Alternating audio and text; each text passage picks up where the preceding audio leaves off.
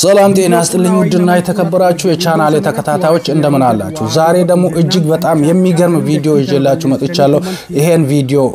ያሳየዋችሁ በመሃል እኔ ማሳቤን እየሰጠው እሄዳለሁ ቪዲዮ ላይክ አድርጉ ሼር አድርጉ የሚገርም ቪዲዮ ነው በዚች ቪዲዮ ላይ እንደምታዩት ስክሪን ላይ አሳያችኋለሁ አንድ ሴት ልጅ እንግዲህ ከምን በምን ጉዳይ እንደሆነ አላቅም ያው የሀገራችን ሰዎች ናቸው ሶማሊኛ ተናጋሪ ናቸው እንደገና ኦሮምኛም ይናገራሉ ቪዲዮ ላይ እንዳየሁት አንድን ሴት ልጅ በምን ምክንያት እንደሆነ አላቅም ይዙና ልብሷን እንድታወልቅ ምናምን ይጠይቃሉ ቤት ውስጥ ማለት ነው ሰዎቹ ሶማሊኛ ተናጋሪዎች ናቸው ኦሮምኛም አልፎ አልፎ ይናገራሉ እንግዲህ ይመስለኛል ሶማሌ የኢትዮጵያ ሶማሌዎች ይሆናሉ ነገሩ ግን በጣም አስከፊ ነው አስደንጋጭ ነው አንድ ሴት ልጅ ሁለት ብልት አላት ግን ያው አልፎ የሚከሰት ነገር ነው አልፎ የሚከሰት ነገር ቢሆንም በማህበረሰቡ ይታወቃሉ እንደዛ አይነት ሰዎች ይታወቃሉ ልጅቷ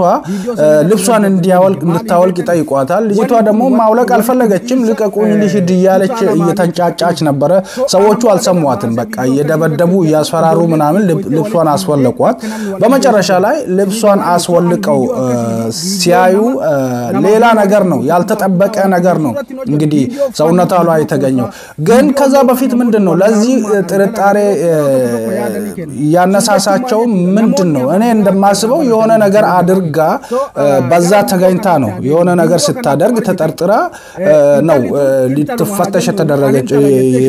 ሊፈትሿት የደረሱትና ቀርጸው በሶሻል ሚዲያ ላይ የለቀቁት ግን ህጋዊ ነው አይደለም ይሄ ነገር እናንተ ስታስቡት አሁን አንድን ሰው ከተጠረጠራችሁ ለፖሊስ ማሳወቅ ነው ያለባችሁ ወይስ ይዛችሁ እዛው ደብድባችሁ የራሳችሁን ኃይል ጉልበት ወስዳችሁ ያንን ሰው እየቀረጻችሁ በሶሻል ሚዲያ መልቀቅ ይሄ በህግ ያስቀጣል ትክክል አይደለም ህግ ቢኖር አሁን እቺ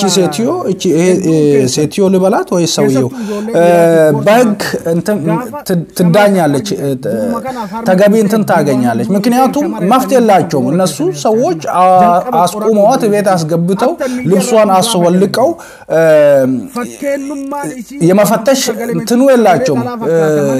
ፍቃድ የላቸውም ህግ አይፈቅድላቸውም እሱ ብቻ አይደለም ሌላኛው በጣም የከፋው ነገር በቪዲዮ ቀርጸው ለሶሻል ሚዲያ መልቀቁ ይሄ ሌላ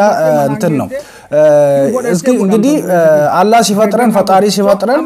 አንዳንድ ሰዎችን በከሚሊየን አንድ ሰው ወይ ሁለት ሰው እንደዚህ አይነት ሁለት ብልት ያለው ሰው ሊኖር ይችላል ወይ ደግሞ አንድ ብልት ኖሮት አሁን እሷ ሴትዮ የሷ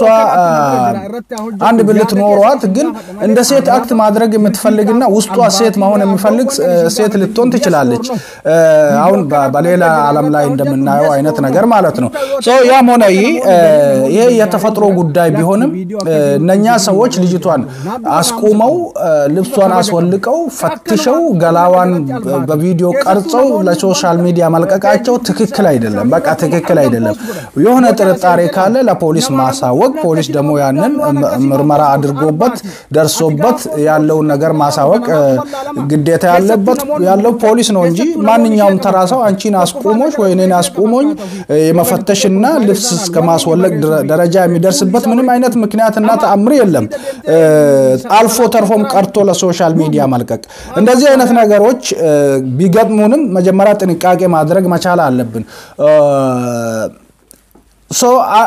እዚህ ጋር ለማስላላፍ የፈለኩት ምንድነው አንድ ሰው ሴት መስሎ እንኳን ቀርቦ የሆነ ነገር ሊያጠፋ ይችላል ሁሉም ሰው ሴት ነው ብሎ ዘንድሮ ማመን አስቸጋሪ ነው ምክንያቱም አሁን እንዳያችሁት ሴትየዋ ትክክለኛ ሴት ነው የምትመስለው ግን ውስጧ ሌላ ማንነት ነው ይዛ የምትሄደው አንድ ሰው ህፃንን አምጥቶ እቺን ሴትዮ ሰራተኛ ቀጥረ ህፃን ቤት ውስጥ ጥለህላት ብትሄድ ልትደፍሩሉት ይችላልች እንግዲህ እቺ ሴት ናት አንተ ሴቷ ደፈረች ልትል አትችልም አብዛኛው ጊዜ እንደዚህ አይነት ነገሮች ሊፈጠሩ ይችላሉ ግን እኛ እንትን አንሰጠውም በቃ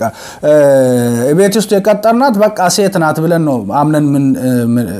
አምነን ህፃናቶች የ3 አመት የ4 አመት ህፃናት ሴት ህፃናትን ቤት ተተን የምንሄደው ሴት ብቻ አይደለም ወንድ ራሱ እየተደፈረ ነው ዘንድሮ ወንዶችም እየተደፈሩ ነው እጅግ በጣም ንቃቄ ማድረግ መቻል አለብን ምክንያቱም ቤታችን ውስጥ ጥለን የወጣ ነው ምን አይነት ሰው ነው ወንድ ነው ወይስ ሴት ነው የሚለው ነገር እርግጠኛ አይደለንም ይሄን ስላችሁ ቤታችሁ ያለችውን ሰራተኛ በሙሉ ፈትሹ ያልኩኝ አይደለም እንደዛ ከሆነ በየዓለሙ ላይ ተሰማርተን የምንሰራ ሴቶቻችንና ወንዶች አሉ እነሱም መፈተሽ አለባቸው ማለት ነው ሶ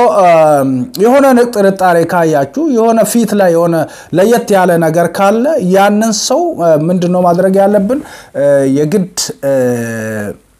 ማንነቱን ትክክለኛ ፐርሰናሊቲው ማወቅ ግዴታ ነው ካልሆነ አምነሽ ወይ አምነ ህፃናቶችን ቤት ውስጥ ጥለህ ማሄድ የለብህም ነው ምክንያቱም ብዙ አደጋዎች እየተከሰቱ ነው ብዙ ነገሮች እየተሰሩ ነው ብዙ ጊዜ ህፃን ልጅ ቤት ውስጥ ተደፍራታ ያለ በዚህ ሁኔታ እኛ ወንዶች ላይ ብቻ ነው ታርጌት የምናደርገው ሴት መስላ ቤት መጣችና ቤት ውስጥ የምትኖረው ሴትዮ ልትደፍር ትችላለች ለማለት ያክል ነው ከእንደዚህ አይነት ነገር ፈጣሪ ይጠብቀን ቪዲዮ ሼር አድርጉ